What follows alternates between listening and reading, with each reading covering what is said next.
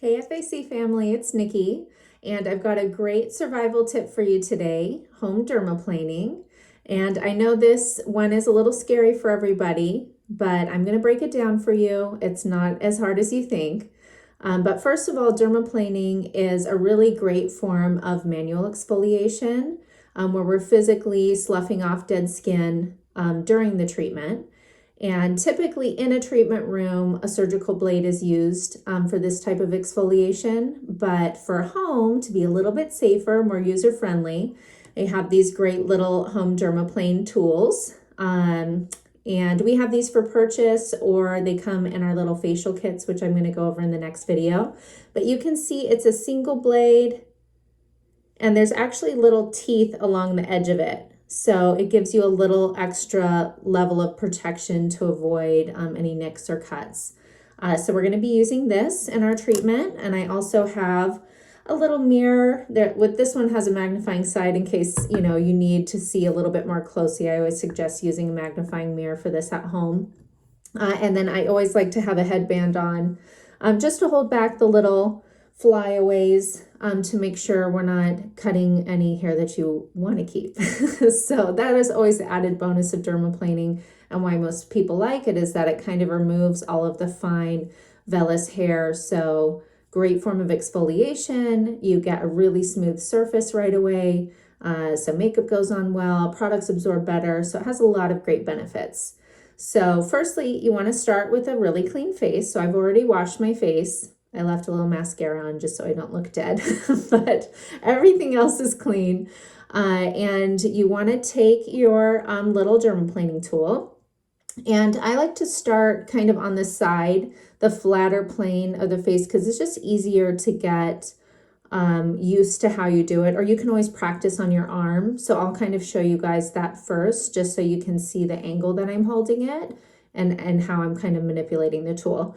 So I'm going to show you on my arm here. I'm always going to hold the blade kind of flat against the skin and back at a 45-degree angle, so you can kind of see where the angle is there. And then you're just going to use really light pressure, and you can kind of see, it's hard to see in the video, but I've got all those little dead skin cells kind of sloughing off. So I'm just kind of lightly going. You can use more pressure once you get more comfortable with it, but you get some really nice exfoliation. And you can, I'm going to just clean off the blade with a little tissue here. But you can actually see the dead skin and the hair coming off. So let's go ahead and start on the side of the face. So I'm going to kind of work from the jawline up. Now, when you dermaplane, you do want to kind of go a little below the jawline, because most of us do have some little hairs through here. So we don't want to have a really big line of demarcation where you can see like no hair and then hair. So typically I'm suggesting you do the entire lower face, kind of from here to here. And then I will show you how to do the forehead. That tends to scare people a little bit just because you've got, eyebrows and your hairline, and you want to make sure you're not taking anything off. But most of us don't have a lot of hair through the temple area. So if you stopped there, it wouldn't have as much of a line of demarcation, but it is great exfoliation to do on your forehead once you get more comfortable with it. So I'm going to kind of start on the side here. Now I like to leave a little bit, of hair around this side, so not coming all the way up, because I think that can look a little obvious. So we're going to start right on the side, and you're just you can literally see all my little peach fuzz. I left it hairy for you guys. So I'm kind of pulling the skin tight and then working up on the flat, kind of a flat plane to kind of scrape all that dead skin off. And you'll see my skin's pretty sensitive, so I tend to start to get, a little pink with this because it is exfoliating. And then I'm just going to kind of clean off a little bit. So I'm always kind of pulling away from the blade, but look at all that. Oh, that's good stuff. So we want to go all the way across. And as long as you're kind of going in an upward or downward motion, never side to side. But you can change angles, whatever is more easy for you to be able to go on a flat plane. We don't have really thick, coarse hair all over our faces so you don't have to worry about going with or against the grain and causing irritation that way. It is important that you have a good, kind of new, fresh, sharper blade. So you can see I've already done that whole part. And I get kind of close up around my eyes, especially if you use like a lash growth product. Sometimes it can travel, like Latisse or Lash Enhancement Serum. It can travel a little bit and we start to grow a little more hair underneath there. So I kind of come down from there just to make sure I'm not, getting my lashes. And a lot less pressure on that area. And then I'm going to get right up to that like sideburn area. I don't know if you can hear it in the video. I can hear all my little hairs coming off. So you can see that line of demarcation if I left all this here. So we're definitely going to get down on the jawline a little later. But we'll start with the largest, flattest plane first. And it doesn't hurt, it just kind of feels a little bit like scraping. Areas that have like more coarse hair, you'll sometimes feel a little more resistance, but I suggest if you have really coarse hair, I would tweeze first. So if you're cleaning up your eyebrows, like we talked about in the last video, do that first. If you get any little rogue coarser hairs, you can tweeze those out because this is just taking it off from the surface. It's not pulling it out by the root like tweezing or waxing would do. But it does not make your hair grow thicker or darker, I promise. And you'll see in future videos, I'm not going to come back with a full-on beard. So the only thing that affects the way your hair grows is really genetics or hormones. So something surface like this, or trimming your hair, tweezing, waxing, dermaplaning, isn't going to change the way the hair grows. But if the hair is more coarse, it can feel kind of stubbly as it starts to grow. But that's only because you've cut the hair at the thickest part, at the base of the hair. So it just feels like a little stubbly when it starts growing in. So fear not. So you can see I'm getting a little pink from that exfoliation. Now along the chin, I find it's easier to kind of come up towards the lip and then down on the lip and then over. So I'm going to kind of come up.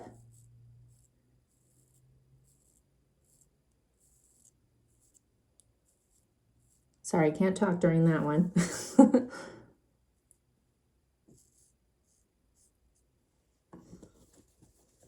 And then we'll come across and kind of downward for the upper lip.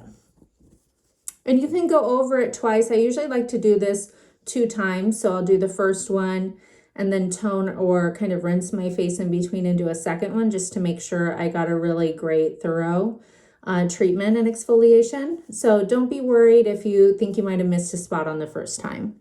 And then coming down the lip, this is usually like a little more sensitive, might make you sneeze. See how much I love you guys. I'm shaving my mustache on camera for you. And then just come across the top.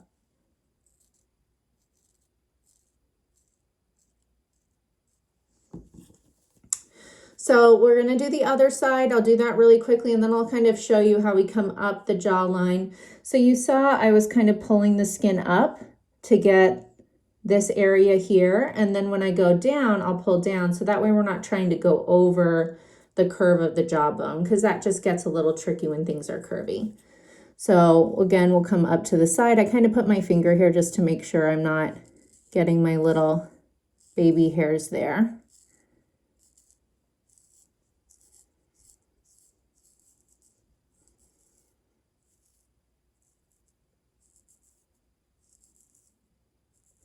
So if you're going to be doing little home facials, this is always a great thing to do beforehand, just as a level of exfoliation. Or when you're doing your toner in between, if you wanted to use an exfoliating toner like our glycolic treatment pads or dual action toner, which has a glycolic and salicylic acid, it'd almost be like doing a little baby peel at home. It definitely is more tingly. And you want to make sure you haven't like scraped the skin too much or given yourself a little cut because it'll definitely sting more in those areas. But that's a great like home care kind of treatment you can do. And then I'm going to pull up so we can get that jawline.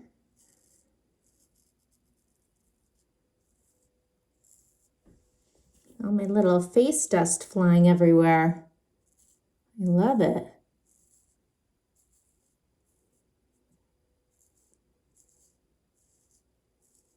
And you know, if you've got some immediate family members at home, you guys can dermaplane each other. If you trust them, make sure they watch this video first. And then coming down around the eye area. So I'll kind of stop at the temple for you now, and we'll do underneath the chin and jawline. So I'm going to pull up on my skin and then kind of lightly come up here. Again, always going up or down, never side to side.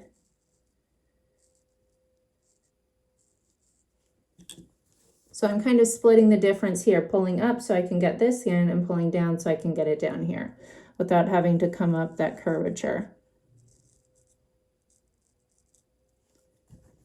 And then same thing on the front. Try to get a little better light for you guys.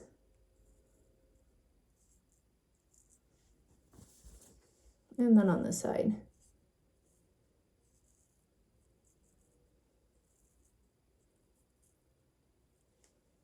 And then I'm just going to kind of pull my ear to the side so I can get right underneath here. And then we'll come down. It's just an easier angle to come from. See my little patch of hair right there.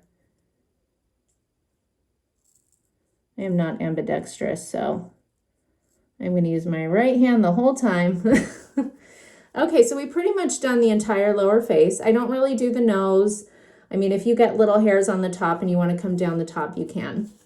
But for the forehead, you can get really great kind of cleaning up around the brows and angle, and you have that nice straight edge to work with.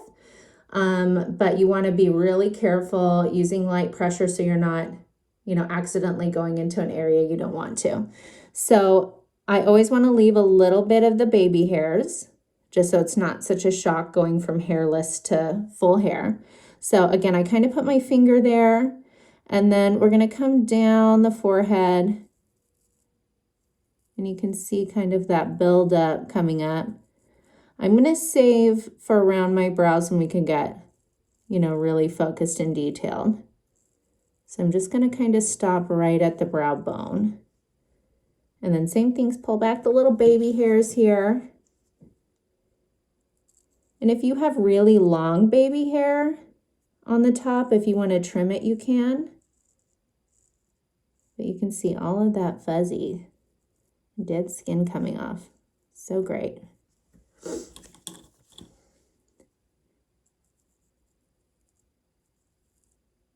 So not a ton of pressure, but as you get more comfortable with it, you can definitely start using a little bit more pressure or go over the same area multiple times.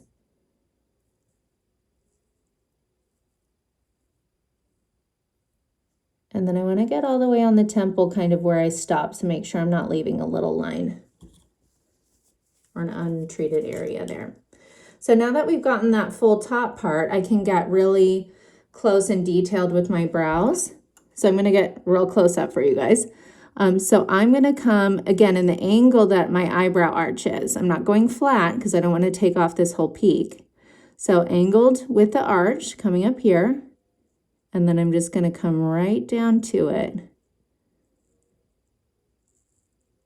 And that way, if you are using like the colored brow gels or anything, you're not grabbing all of these little hairs up top that we don't want to accentuate. And then for the arch, I'm just going to have to kind of do little strokes to make sure I'm not taking off anything important. So I'm just getting right up to it. We'll do the same thing on the other side. So holding the tool in the angle of the arch. And you'll see I'm kind of stopping short. I get a little more resistance because I start getting more hair closer to the brow area.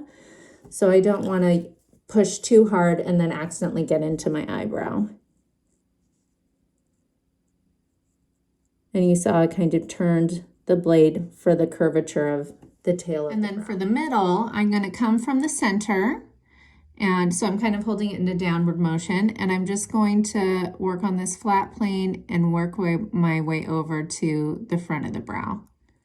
And remember, that should kind of line up where your nostril and the tip of the nose meet, up like through that kind of tear duct area. So working on the center, kind of pull over, and the same thing on the other side. I just kind of flip the blade around. And then for this curved area, I'm going to use just basically like this part of the blade and just kind of stroke up through there if you get little baby hairs through there. But again, I tweezed out most of the big ones first. So that's pretty much it. At this point, I would rinse or tone my face and then do the same thing over again, just to make sure we've got a really nice even treatment, more exfoliation. And then after that, you can either tone with your exfoliating toner or rinse. You can do a home facial after that. And I will be talking about our little home facial kits in our next video, so stay tuned for that. And please let me know if you guys have questions about any of this or comments. You can leave those below the video and I will gladly answer those. And if you want to post your own home dermaplane video or photo or before and after, you can use the hashtag FAC survival tip. And for each of those videos, we'll be picking a winner for a $100 gift card. So that's really fun. And I hope you guys all participate and you love this video. And please share, like, comment, all of those good things. And I'll see you soon. Bye.